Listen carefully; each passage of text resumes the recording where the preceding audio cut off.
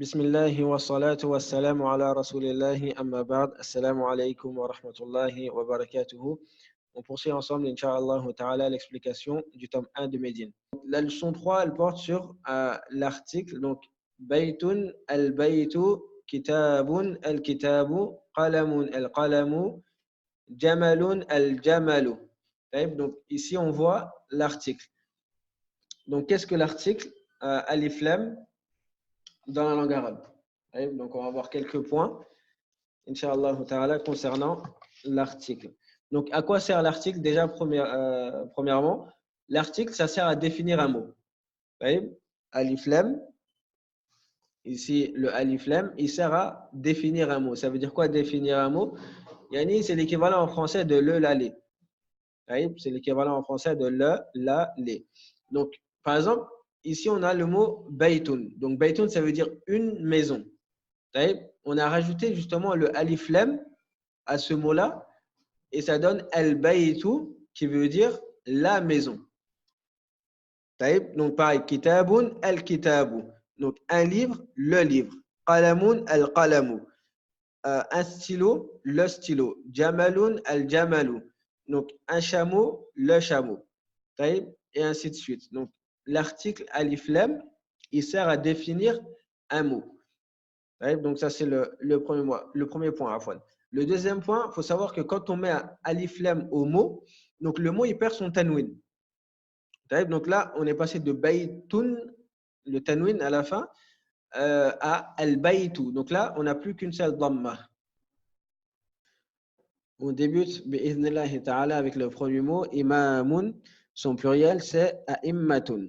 Et ici, j'ai relevé la parole du prophète sallallahu alayhi wa sallam lorsqu'il dit wa innama akhafu ala ummati al-a'immat al-mudillina, qui veut dire et certes la chose que je crains pour ma communauté, ce sont les imams égareurs. Donc d'où l'importance ayyuha al-ikhwa de faire attention à qui on écoute, surtout à notre époque avec internet. Tout le monde peut parler au jour d'aujourd'hui. Même la personne qui n'a aucune science, elle peut se mettre à donner des fatawas, etc. et à parler sur la religion. La base, c'est que la personne, lorsqu'elle parle de la religion, elle amène des arguments, elle amène des preuves tirées du Coran et de la Sunna selon la compréhension des pieux prédécesseurs. Et les savants en général, ils considèrent la science comme quelque chose, vraiment, la science en général, c'est quelque chose de très,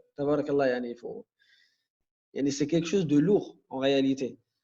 C'est pour ça que les savants, pour apprendre cette science-là, ils se sacrifient énormément. Ils se sacrifient énormément. Et on ne devient pas savant comme ça du jour au lendemain. C'est pas n'importe qui peut devenir savant comme ça du jour au lendemain. Et ici, il y a une remarque que je voudrais faire, c'est le fait que on trouve beaucoup à notre époque des personnes qui veulent apprendre la religion en quelques jours ou en quelques mois ou je sais pas. Et subhanallah, c'est pas si facile que ça.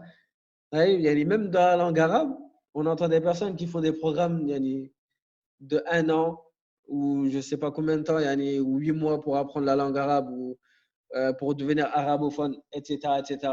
On trouve beaucoup maintenant, au jour d'aujourd'hui, sur Internet, des personnes qui te disent, bon, allez, on va apprendre la langue arabe en 10 cours, on va apprendre la langue arabe subhanallah, on va faire un programme de 1 an.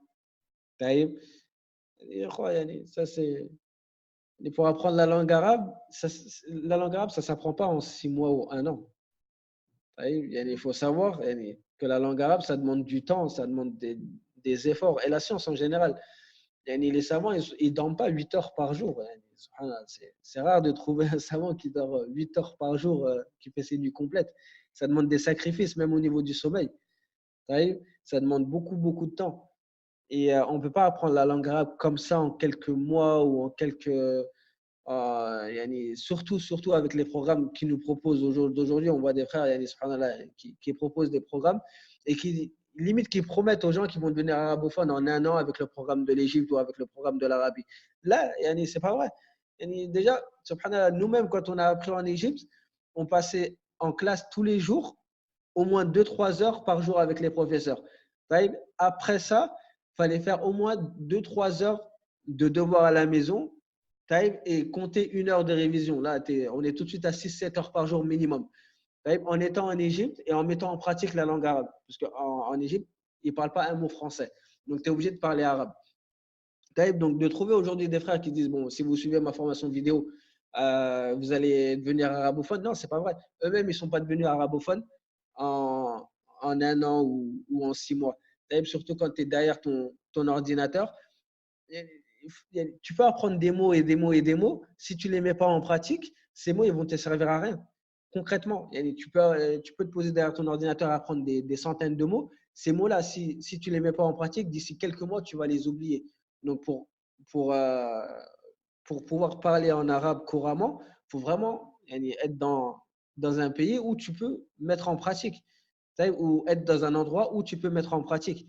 Mais si tu apprends la langue arabe, tu apprends des mots et qu'à la maison, tu ne parles pas arabe, dehors, tu ne parles pas arabe, au travail, tu ne parles pas arabe, ça va être compliqué.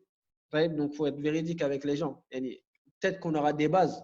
Le fait d'apprendre quelques mots, le fait d'apprendre des mots de vocabulaire et de la grammaire, on aura, alhamdoulilah, des bases. Mais de là à dire qu'on va devenir arabophone derrière notre écran d'ordinateur, là, la langue arabe, il faut que tu mettes en pratique. Il faut que tu mettes en pratique. Au moins que tu as un professeur avec toi, même à distance, avec lequel tu peux parler des heures et des heures.